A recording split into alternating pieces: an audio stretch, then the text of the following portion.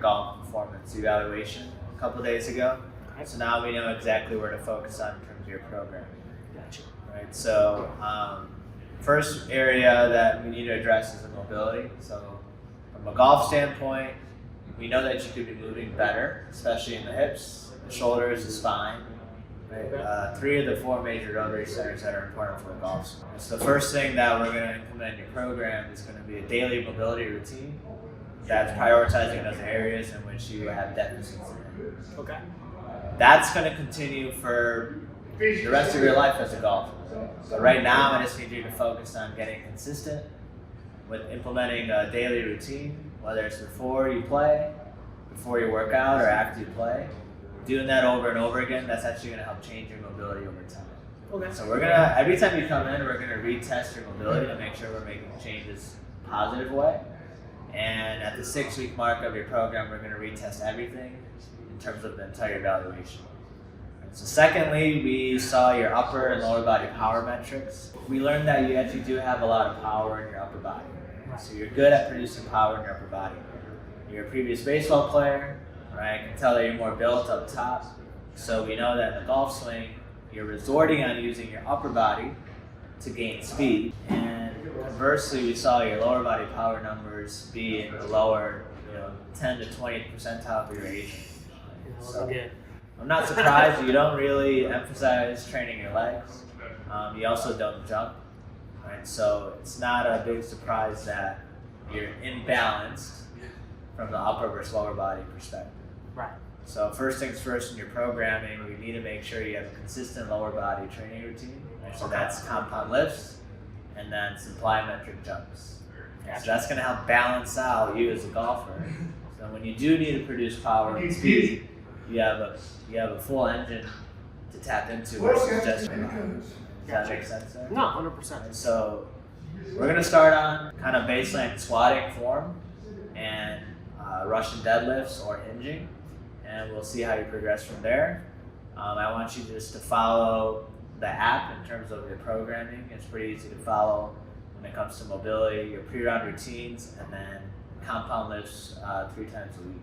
Gotcha. Any questions on that? No, that all makes sense. Cool. That's perfect. Awesome. Let's get to it. Alrighty, guys. Welcome back to Chasing 300. We're starting out a few of the workouts. Began with a lot of the mobility work, and this is really the bread and butter of the program. Spent a lot of time on the torso and shoulder work for this first day.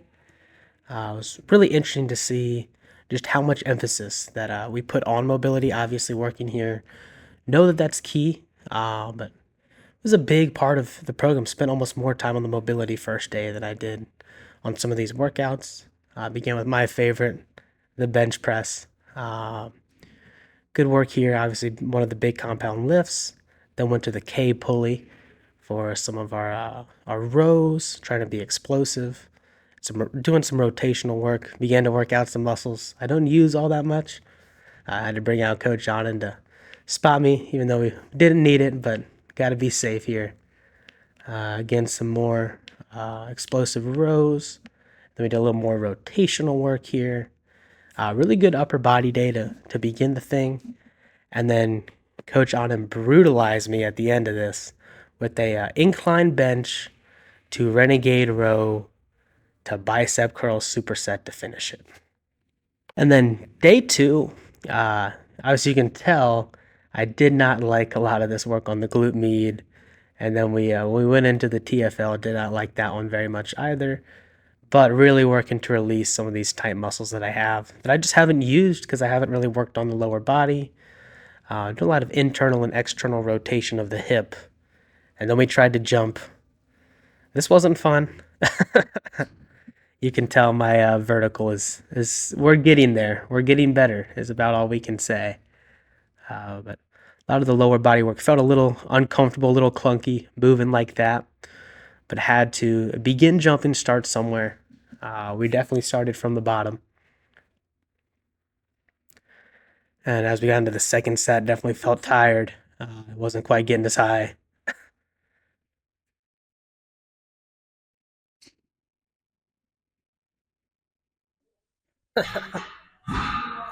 Haven't deadlifted since high school. We're gonna see how this thing goes.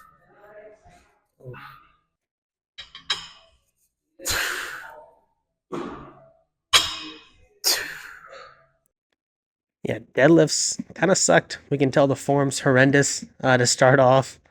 That wasn't good. So we went into some kettlebell reverse lunges, working on the quads after doing some of the anterior work.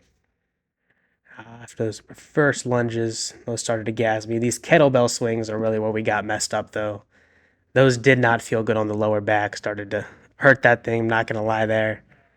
Then did some calf raises to finish it up. It's pretty nice. Her app lets you track weight and reps. So got videos on how to do everything if I need to. Yeah, the app's great. Definitely able to track everything I need to. Finished off with one more set of this, and the lower back was not feeling good at the What's end. up, man? I can't lie. Hey, how we doing? How'd your first week of programming go? Good. I really like the upper body day. It was a good workout. Lower body struggled a little bit. Okay. Felt like some of those movements, the kettlebell swing, really gave me a tough time with the lower back. I know it's more of a hinge movement that I'm not doing very well. I'm not Have quite you sure. ever trained the hinge before? I have not trained the hinge before. Okay. So for every client that comes through this door, the hinge is a really important movement pattern to learn how to do correctly. Okay. Outside of golf, it's really important when it comes to hip strength and stabilizing your low back. Inside of golf, the hinge is a really important position to have trained because the golf swing, essentially you're starting in a hinge and you're rotating through that hinge and exploding out of it. Right? So it creates a stable base for your body to rotate around. So it sounds like you had some were you sore after in your low back after doing some of the else? Yeah, so deadlifting itself didn't feel too bad. I don't know how great. I know we can look through, see how my form was on some of those. I don't think that one hurt. That one didn't hurt. It was like kettlebell swing was the real one that triggered it. Okay. That really started to make that lower back feel weird. Yeah. And then if I do like an RDR, even some things like lifting something up off the ground. Okay. Towards the end of that work, I'm like, Yeah. this is putting a lot of stress on the lower back. Definitely. And not working. No, those are supposed to work the hamstrings, right? Yeah, so where the hinge is primarily is a hip movement. Okay. A lot of times people like to use their knee as the dominant movement in that pattern. So we do something called patterning. So essentially having you move correctly before we add a weight. And so we're going to adjust your program. We're going to take the weight out in terms of the kettlebell swings and the RDLs. And we're going to kind of go back a couple steps and do something called patterning. Right, so the number one reason that we see why the low back likes to become involved when you're using weight in front of you is that you're not stabilizing your core. Right? So when the core is not stable, the back is doing a lot of work. Right? So that's why a lot of our older golfers, and I know you're younger, but a lot of our older golfers, they've been dealing with back pain for a while now, and it's actually associated with golf. And the reason that's the case is their hips aren't doing what they're supposed to do, and the back is really good at compensating for that. So you're younger. Right? So you will have this problem when you get older unless we address it now. Right. And so we're actually going to scale back on some of your programming when it comes to that movement and add in some basic core activation, low back stability exercises so that you know what to feel when you're doing a proper hinge. Okay. So for the next week, upper body's going to stay the same. We're going to keep the squats the same. You have no problem with those. And essentially, instead of the hinge work with weights, we're going to do some patterning, kind of like on the ground. Get you really comfortable stabilizing your core, making sure your spine is neutral. And then next week, together, we'll reintroduce the RDL or the deadlift and see how. Okay. That sounds great. That makes total sense. Let's do it. Awesome, man. Appreciate it. Before I struggle to put up 155 on the squat, now is probably a good time to say that none of this is fitness advice. I am not a fitness coach. So this is my disclaimer. Do not copy what I'm doing, especially on lower body day. Had to put in the disclaimer there. This is kind of funny. One squat and then right into bench press just how I like it. I'm kidding. My camera died. Did have a max bench day. Started with 135 for 5. Then went over to 235. Just had to put up a good number there. Felt pretty easy, pretty good.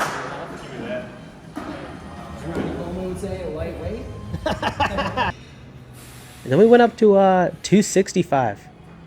This was good. Right about the same as the driver carry distance. I had 5 more. Dang, smooth. And I know I said I had 5 more, but I put 10 more on the bar, and that one ended up getting me. So we're stopping at 265. Felt pretty good. I got to finish off with some explosive med ball slams. And you know, honestly, this first couple weeks felt pretty good. I got through at least one workout with all 3 compound lifts. Got squats, deadlifts, and bench press in. I've had the bench press max day as well. Need to do more work on the hip hinge and the hip mobility before I feel comfortable deadlift and squat maxing. So those will be coming next episode. But had to finish out by getting you guys a couple swings. And first gamer swing, up in the speed, gained 1 yard there on the total. Gained a few more yards on the carry as well on some of these swings. Getting up to about 114. 288 was big. And then finish out by trying to get up to 121, but did not make good contact. All in all, gamer speed, we saw that go up about 1 mile an hour. 2 miles an hour on the all-out speed, got up to 121, which I'm happy to be over 120.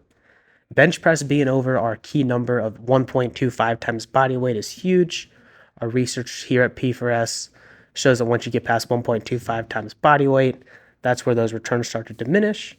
And then the carry distances. We gained 5 yards on the carry, 11 on the total.